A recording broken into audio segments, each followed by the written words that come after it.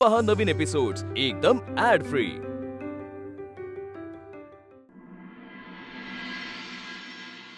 पण आता काय झालंय ग? त्यांचं गाणं आणि माझं गाणं खूप वेगळं. पण मगाशी प्रभास काय म्हणाला ते ऐकलंच ना तू? तू आतापर्यंत जे काही गात होतीस तेच तुला इथे येऊन गायचंय. म्हणजेच इथे येऊन सुद्धा तुला विठ्ठलाची सेवाच करायला मिळणार आहे. त्यामुळे मला ना यात काहीच गैर वाटत. बरं झालं तुम्ही इथेच भेटलात. चला मी सोडतो तुम्हाला. हा नाही नाही नको, उगाच माझ्यामुळे तुम्हाला त्रास नको. मी वीणा, अगं त्रास कसला? तुम्ही दोघी माझ्यासाठी संगमनेरवरून नाशिकला येता, ते पण हे अशा अवस्थेत, आणि मी तुम्हाला ड्रॉप पण करू शकत नाही. हे बरं आहे. अहो खरंच नको. आता एवढ्या रात्रीच्या वेळी तुम्ही मला सोडायला येणार, मग परत तुम्ही घरी जाणार. तुमची ना खूप दमछाक होईल. त्यापेक्षा नको, आम्ही जातो. वीणा, माझा ना एक सिंपल फंड आहे. एकदा एखाद्याशी मैत्री केली ना की त्या व्यक्तीची काळजी घेणं, तिला कम्फर्ट देणं, हे सगळं ना आपसूक झालं पाहिजे. त्याचा कंटाळा येता कामा नये. मी माझ्या बँड मेंबरसाठी ना कधीही काहीही करू शकतो. आणि आता तू पण माझ्या बँडची मेंबर झालीस. So at your service ma'am.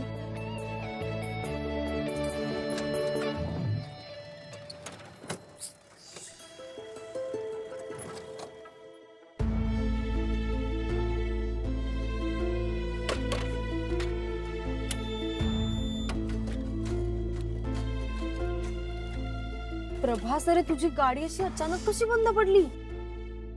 काही नाही, छोटासा काहीतरी प्रॉब्लेम झाला असेल, मी बघतो. डोंट वरी, बसा तुम्ही.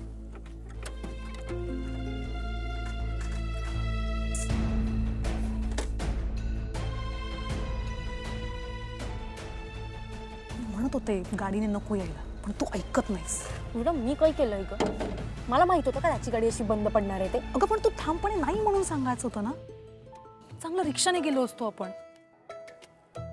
Excuse me, any problem? हे बघा, तुम्ही उगाच पॅनिक होताय. काही टेन्शन घेऊ नका. छोटासा काहीतरी प्रॉब्लेम झाला, मी करतो रिपेअर. माझी गाडी ना मला कधीच जगा देत नाही. डोंट वरी.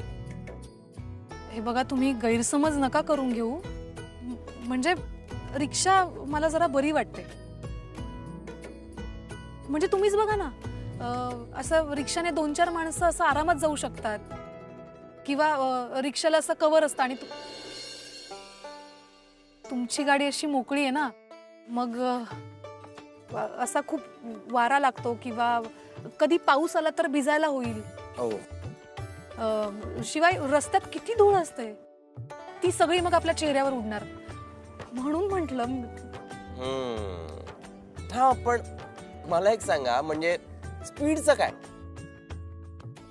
म्हणजे कुठेतरी लवकर पोचायचं असेल तर मग रिक्षापेक्षा गाडी बेटर ना. किंवा पिकनिकलाच जायचं असेल तर रिक्षाने जायचं सगळ्यांनी.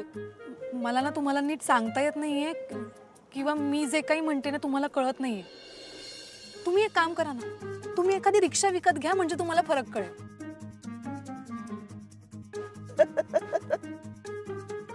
ठीक आहे वीणा मॅडम, मी गाडी विकतो आणि रिक्षाच घेतो आता. तसं नाही. मी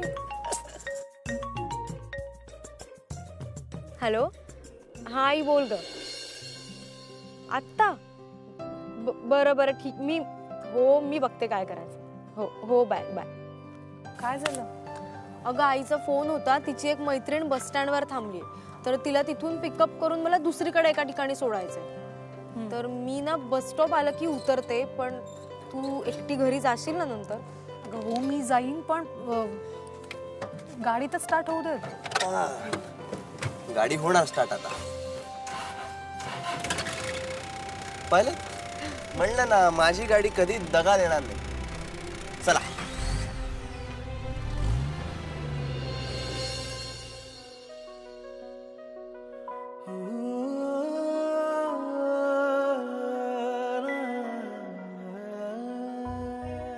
थँक्स. तुम्ही मला घरी सोडलत म्हणून मी थँक्स म्हणाले. तुम्ही का थँक्स म्हणताय? वीणा, तू फायनली माझा बँड जॉईन केलास त्यासाठी. बघ वीणा, तू आपण आपल्या फ्युजन म्युझिकने ना जग जिंकून दाखवूया.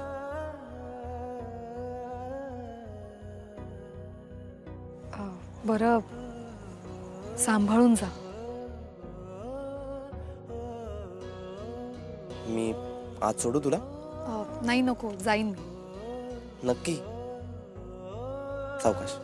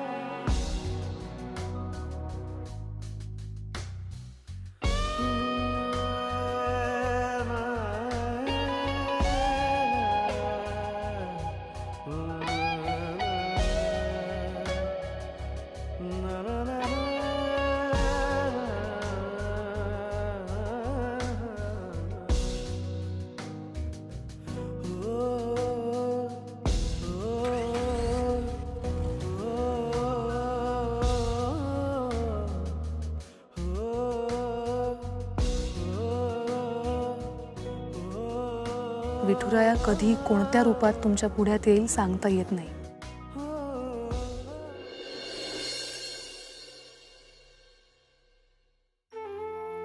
माझ्या वीणाच्या पाठीशी कायम तुझे आशीर्वाद असू दे. तिच्या हातून कधीच काही चूक घडणार नाही याची खात्री आहे मला. पण शेवटी ती सुद्धा माणूसच आहे. चुकून कधी काही घडलंच तर तूच तिला योग्य मार्ग दाखव.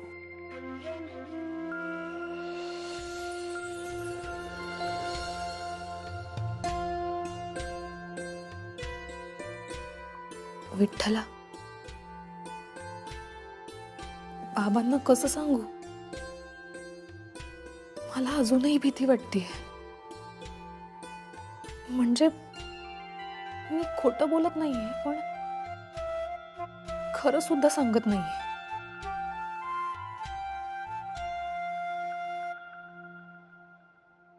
काय ग वीणा, काय झालं ग? अशी अस्वस्थ का दिसतेस तू? काही नाही बाबा. नक्की?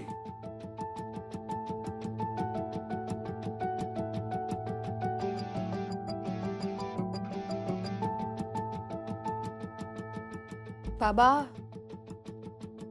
ते मी त्या दिवशी आलेल्या लोकांना मी होकार कळवलाय. त्या भजनी मंडळाला ना? वा, उत्तम. मला विश्वास होताच तू होकार कळवणार म्हणून. अगं, पांडुरंगाची सेवा करायची संधी तू कशी दवडशील?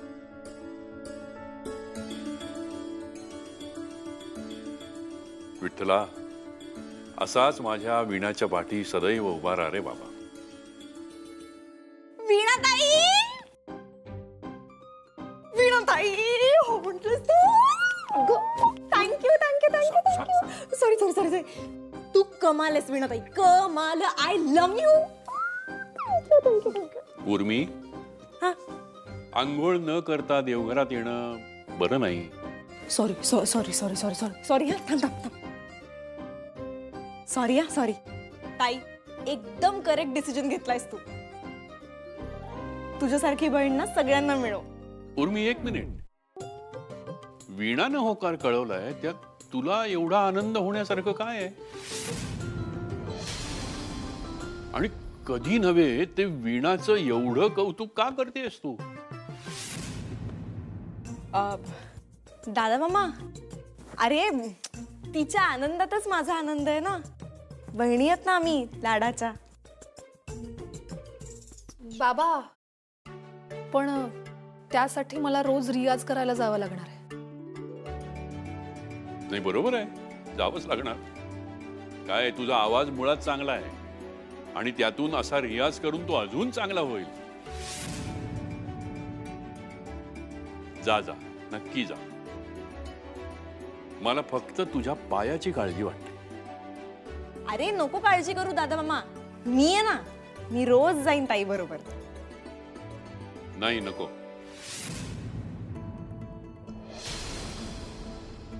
चिकाला घेऊन जा सोबत.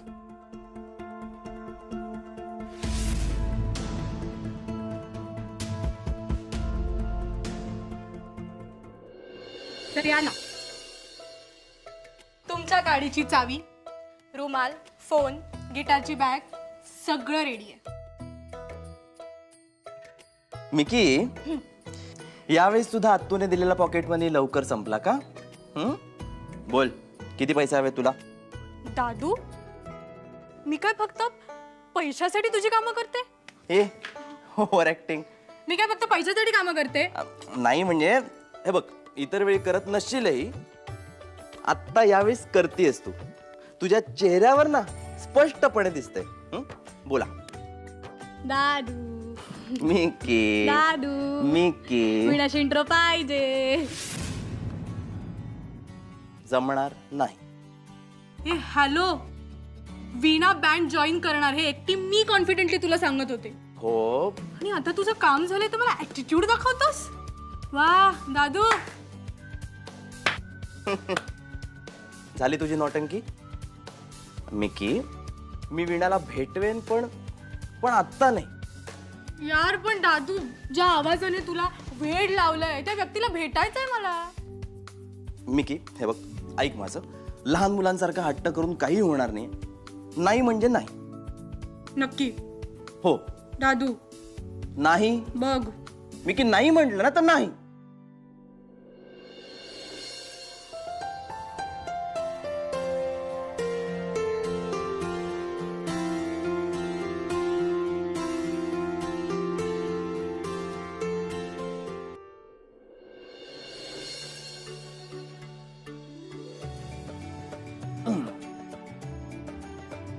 पॉकेट मनी संपला की मस्का मारते,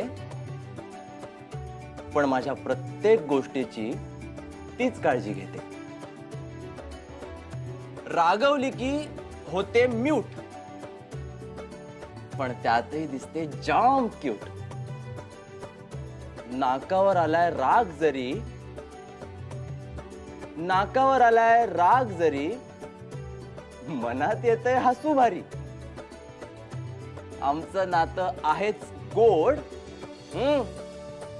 आमचं नातं आहेच गोड.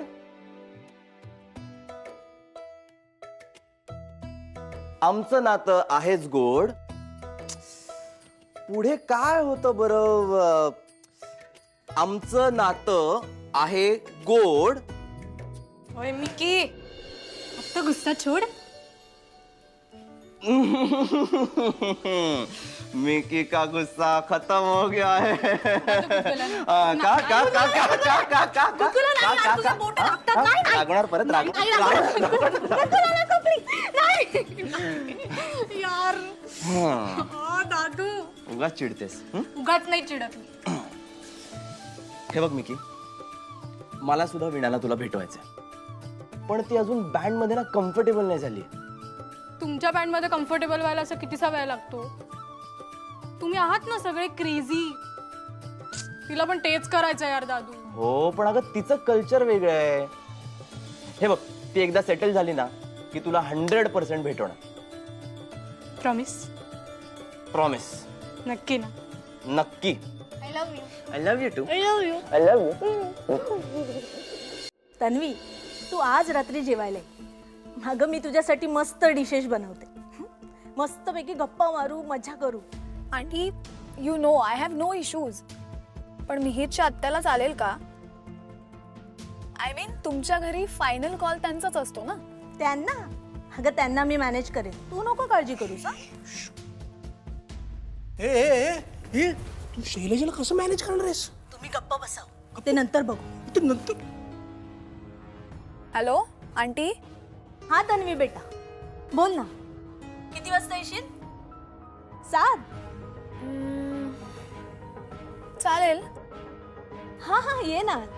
अगं लवकर आलीस तरी चालेल. Aunty are you sure? म्हणजे मी खरंच येऊ ना? Of course. Okay cool. See you at 7. Bye. Bye. Hey bye, तू आ बैल मुझे मार असं करतेस असं नाही वाटत तुला? तुम्ही गप्प बसा. माझ्या मुलासाठी मी एवढंही नाही करायचं का? हळू हळू. गुड मॉर्निंग काका. Good morning. काकू बाय. प्रभास ऐक ऐक. बोल ना. ते आज संध्याकाळी लवकर येशील? का? अरे काय आहे ना, आज आपल्या घरी तन्वी येते ना.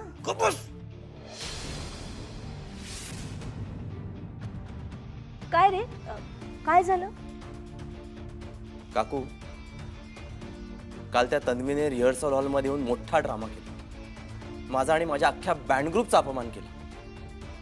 हो प्रभास, अरे तन्वी असं का वागली हे तुझ्या लक्षात येतंय का? का? हे बघ, आईचा अपमान झाला तर कोणालाही राग येणारच ना रे. आता तसं बघायला गेलं तर शैलावंश काही तुझी आई नाहीये. पण जर का उद्या त्यांचा कोणी अपमान केला तर सगळ्यात जास्त वाईट तुलाच वाटेल ना. हो ना? अरे तसंच आहे हे. मग येशील ना संध्याकाळी? बघू, जमलं तर येईन.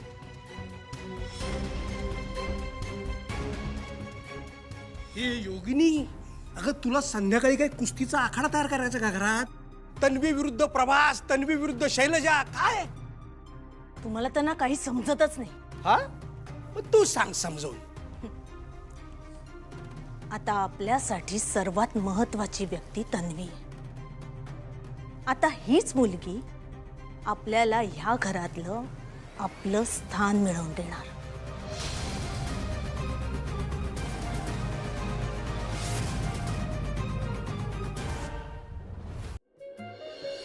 सकाळ सकाळ इकडे काय करते? ती पण येते आपल्या बरोबर. काय ती काय येते? माहिती ना ती कशी आहे. तिच्या गोष्टी ती ठरवते. हे बघा, आपण जर नकार दिला ना सगळं गडबड होऊन बसेल. शांत बस. आणि ती तिकडे आली तर किती गडबड होणार आहे माहितीये का तुला? हळू बोल ना. ऐकायचं नव्हतं होऊन बसेल. मी आधीच सांगते तुम्हाला. माहिती नाही काय करू. तुम्ही आलात? ताई, मी कशी दिसते? मी खूपच छान दिसतेस ग. मी भारीच दिसते. थँक्यू. बरं चला लवकर निघूया. पहिल्या दिवशी उशीर नको व्हायला. प्रवासवर ना असं छान इम्प्रेशन पडलं पाहिजे. होय, चांगलंच इम्प्रेशन पडलं पाहिजे. पण उर्मी, मला काय वाटतं, तू 1-2 दिवस रिहर्सल हॉलला येऊच नको ना. डोक्यावर पडलीस का तू? येऊ नकोस का येऊ नकोस? हा, जरा प्रॉब्लेम आहे, समजून घे ना. काय प्रॉब्लेम आहे आणि कोणाचा प्रॉब्लेम आहे? तू इकडे ये 1 मिनिट. इकडे ये. शिका इकडे ये. काय प्रॉब्लेम आहे आणि कोणाला प्रॉब्लेम आहे? बाकी कोणाला नाही, तुलाच प्रॉब्लेम होणार आहे. मला कसा काय? अगं, आपल्या वीणाला फक्त विठ्ठल मंदिरात गायची सवय आहे की नाही. मग जर तिथे नवीन वातावरणात गेल्यावर जर ती काही चुकली तर त्या प्रभासची चिडचिड होणार. आणि मग ती चिडचिड कोणावर होणार? कोणावर? तूच विचार कर ना. माझ्यावर? कसली हुशार आहेस का तू. म्हणून मी तुझ्या भल्यासाठीच सांगत होते की तू 1-2 दिवस रिहर्सल हॉलला नको येऊ. आपल्याला माहित नाही यार तिकडचा माहोल काय येते. आता आम्ही तिकडे गेलो तर सगळं कळेल ना आम्हाला. मग तू येऊच शकतेस की. आणि उद्या जर वीणा काही चुकलीच तर प्रभासची चिडचिड तुझ्यावर नको व्हायला. म्हणजे तुझ्यावर काही शेकायला नको, एवढंच. नाही नको. ते तसं नकोच व्हायला. ते उगाच असं वाड्याचं वांग्यावर येईल काहीतरी. वडाचं तुला वांग्यावर ग. तेच करेक्ट. म्हणून ना प्रभाससाठी अशी हिरोईन असली पाहिजे. साईड हिरोईन नाही, मेन हिरोईन असली पाहिजे. हे करेक्ट बोललेस. हेच म्हणायचं होतं मला. झालं का? हा ताई एक ऐक तू माझं. चिका बरोबर जा. हा, आज तू म्हणजे 1-2 दिवस जा तिच्या बरोबर. मी येईन नंतर. उर्मी, नक्की ना? हो ताई, कन्फर्म. जा तू जा. निघूया वीणा. सावकाश ताई. काय सांगितलंस तू तिला? तिने डायरेक्ट प्लॅनच बदलला. अगं काय नाही, लहान बाळाला ना लॉलीपॉप दिलं आणि थोडंसं खेळवत बसले, बाकी काय नाही. नको विचार करू, आपण निघूया. चल. बरं, आपल्याला देवळात जायचंय पहिल्यांदा, माहितीये ना? अरे निघा ना. हो बाय बाय.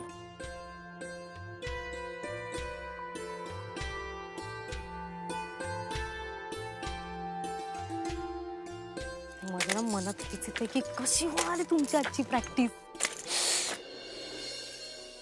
हा प्रभास